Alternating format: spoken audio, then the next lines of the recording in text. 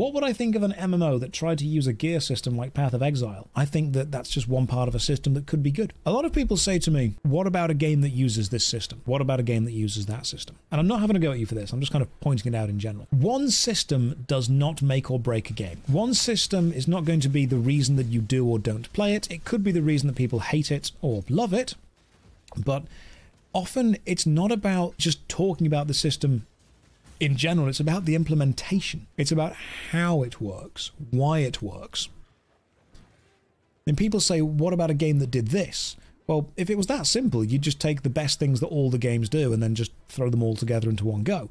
Sometimes, like we were talking about earlier, things enhance each other and work together, and sometimes things don't. Is there an upcoming MMO that I'm excited for?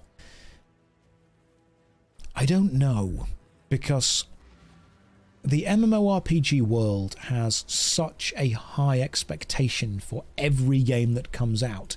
If it doesn't release in a finished, incredible, amazing, fantastic state, people immediately say, dead game. Whereas an MMO could be fine if it released with, less content, if it was aiming for a slightly smaller, overall approach. I think that I am jarred, and I am probably slightly jaded by people telling me if this game doesn't have X amount of players on release, it is releasing dead. Whereas when a game comes out, I tend to wait for a bit, and if it's still going after a while, then I give it a go.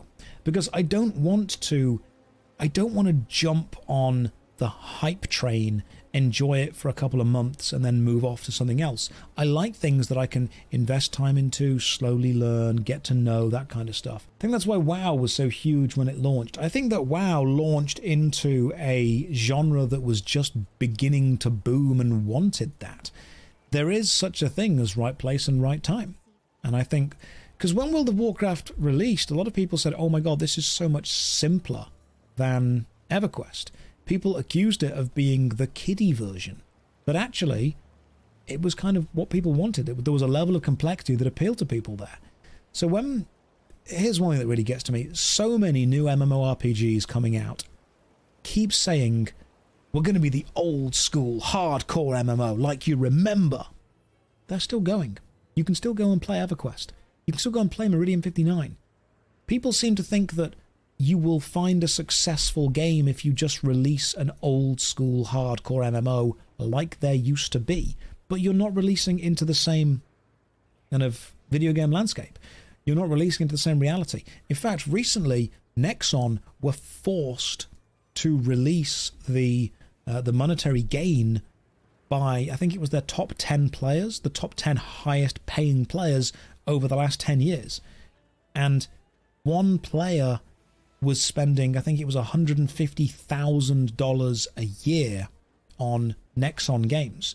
And the second highest paying player was spending something like $130,000 a year.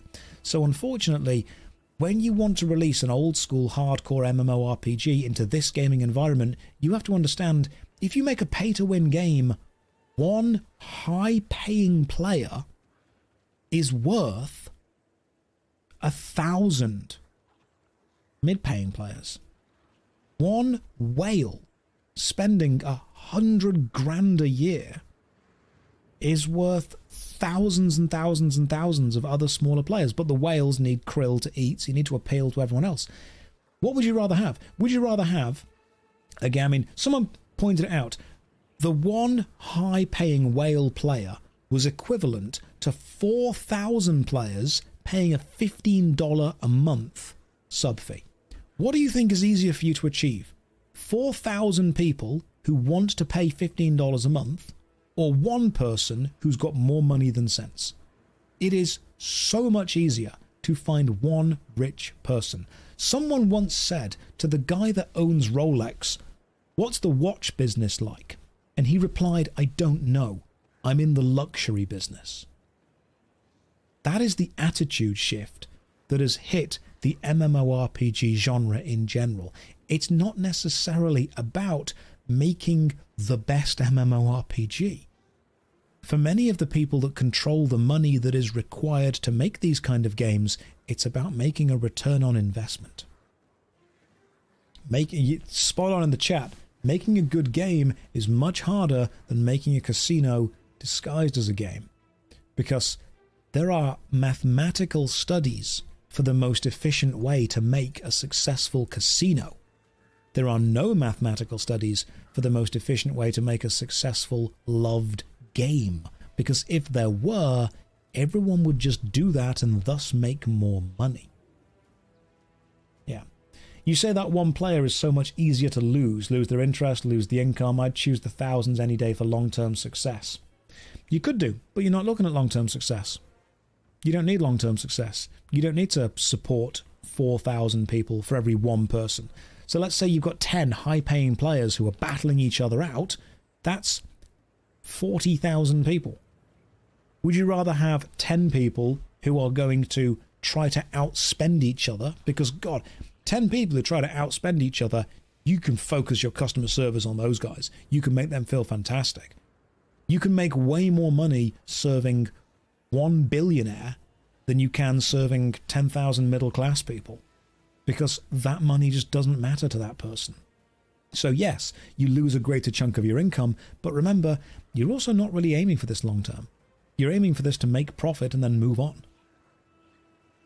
And I think that's one of the things that we're seeing more about newer MMORPGs. The thing that makes me the most nervous about them is the kind of short-term profits. Making video games is art. Making money is a business. That's a very good way of putting it. And there are many, many people who have studied how to be good at business. There are not that many people who study how to be good at art. Which video game has the most amount of bloat? Do you mean just more stuff in it than it needs? Let me think. Are we talking pointless bloat? Or I would say any of those kind of building mobile games where they're like, build your city, click here, tab here, but you've got this system, and this system, and this system, and this system. I mean, Path of Exile is a great example for a game with way too many systems that go core, and they always say, you know, oh, it's going to go core. As soon as this expansion's finished, it's going to go core. Okay, well, a new player coming into this has to deal with so many systems that were probably really fun when they were just individual systems, but now there's way too many of them. You know, any of the building games, the city kind of builders, with just way too much stuff going on. I would say the Yu-Gi-Oh! Card game is a great example of way too much stuff. Because the early Yu-Gi-Oh! Card game was, I take a card from my deck, I put it in my hand, I place it face down, and then I end my turn. And the current Yu-Gi-Oh! Card game is, I'm going to start the game, play all of these cards from my hand, Pendulum summon this, XYZ summon this, Crazy summon this, and now my deck's on the field. Your go. That's pretty much it. It's way too much stuff in far too little time. I mean, Magic the Gathering was going that way for a while with the summon elementals and the stupid invoke elementals, which I am not a big fan of.